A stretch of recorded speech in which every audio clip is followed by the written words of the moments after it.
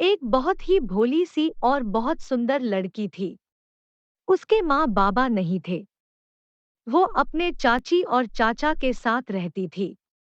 उनकी भी एक बेटी थी। आर्यो इतनी देर से आवाज लगा रही हूँ, बहरी हो गई है क्या, सुनाई नहीं देता? चाची जी, वो मैं रसोई का काम निपटा रही थी।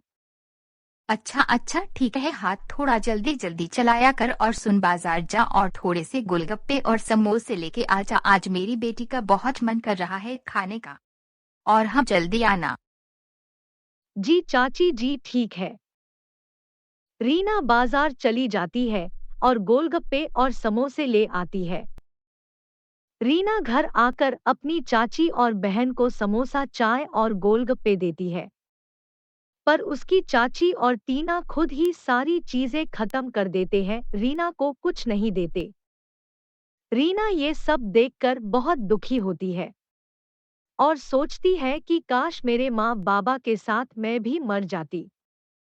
अगले दिन टीना अपनी मम्मी से कहती है, मम्मी हमारे स्कूल में एक गाउन का कंपटीशन है और जो भी उसमें फर्स्ट आएगा उसका 2 लाख रुपए मिलेंगे। मम्मी मुझे पता है कि ये तो मैं ही जीतूंगी, बस आप मुझे एक सुंदर सा गाउन खरीद कर ला दो प्लीज मम्मा। ठीक है मेरी बच्ची, मैं आज बाजार जाकर ले आऊंगी।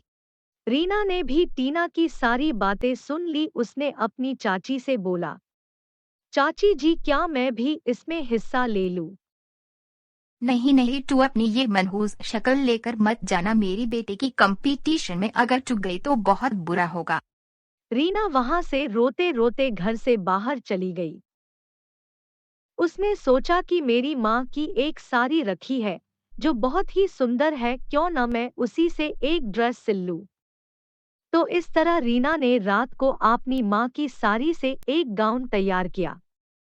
अगले दिन जब टीना उसके कमरे में आई तो उसकी नजर उस गाउन पर पड़ी। टीना ने सोचा कि ये तो बहुत सुंदर गाउन है, अगर रीना इसे पहन कर गई तो जरूर जीत जाएगी।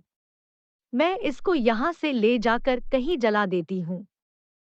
टीना ने उस गाउन को बाहर ले जाकर जला दिया।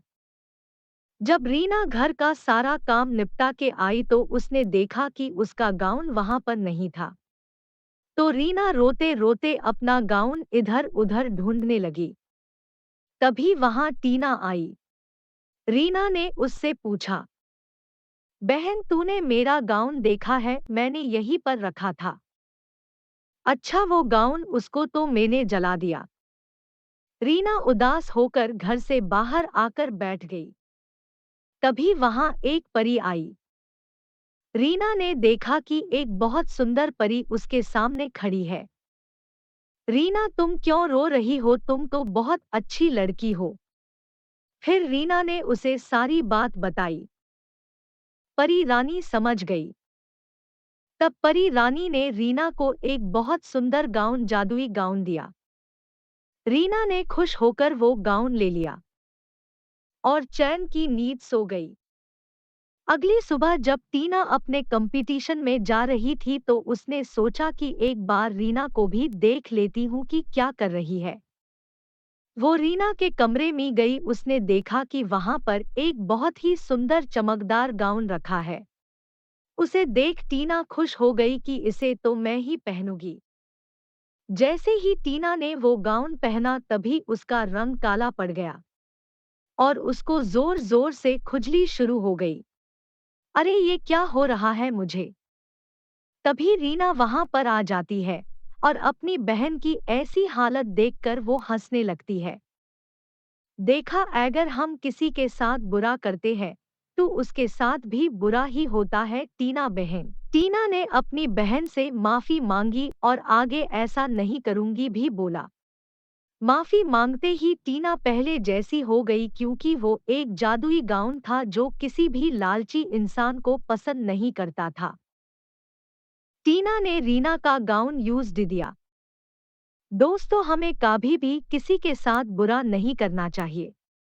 आओ हाँ, अगर आपने मेरे चैनल को सब्सक्राइब नहीं किया तो प्लीज कर लीजिए। Thank you.